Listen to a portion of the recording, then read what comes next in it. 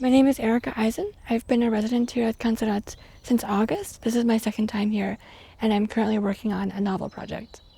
The novel I'm currently working on is tentatively titled The Esperantists, and it's about a group of people whose parents were involved in the Esperanto movement, and so they were raised speaking Esperanto at home. As adolescents, they abandoned it, and then later, as adults, together they decided to come back to it and try to revive this sort of language experiment.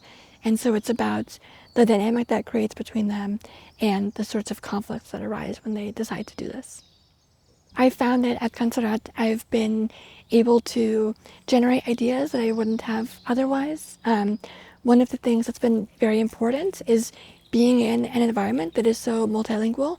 Of course, we have people like myself who are native English speakers. We also have a lot of Spanish speakers, Catalan speakers, and so we're constantly negotiating what languages we speak and why. And observing this kind of dynamic and living this kind of dynamic is something that has been very enriching for my novel because it's directly relevant to the subject matter. Because it is such a diverse and multilingual community, these episodes or stories come up that are, directly relevant to the dynamics that I'm exploring in my book. So, for example, I was speaking to someone who mentioned that after she got divorced, her children started speaking to her in a different language, and so it was a sort of mark of that very strong transition from one part of their life to another. Or we had one event where people were speaking in English and then someone was translating, but they kept, instead of translating into Spanish, repeating what was said in English and not realizing what language they were speaking. And so it was sort of a funny moment, realizing that you can speak a language and not even be conscious of what language mode you're in. And so these sorts of episodes, these sorts of stories that have come up as a natural result of being in a place like this have been immensely enriching for the project that I'm working on. One of the things that being here for so long has permitted me to do is to do a lot of research and reading around language and language politics, whether that's the history of Esperanto itself or, the history of orthographic reforms, things of that nature. And one book that I'm currently reading now is a book of poetry by the Korean poet Eisen. He's considered sort of one of the leading figures of modern poetry in Korea, and he died very young.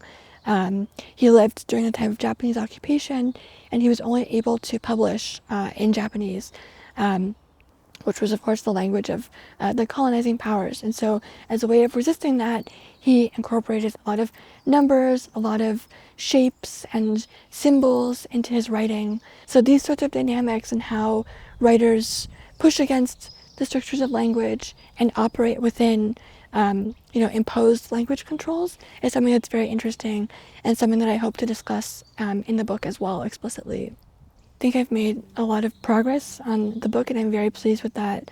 I think that the idea has started very amorphous, has become very clarified. In particular, juggling several narrative voices, it can sometimes be difficult to make sure that they don't all sound the same.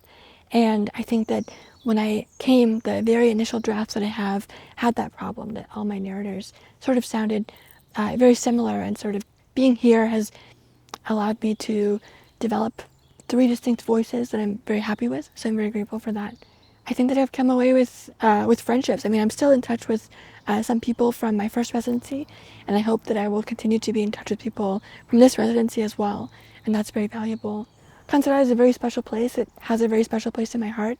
It's, on a very literal level, part of why I am where I am, because it's part of what inspired my move to Barcelona, and I'm very grateful to have had the opportunity to return, and I hope and I'm sure that this is not the last time that I will visit this place.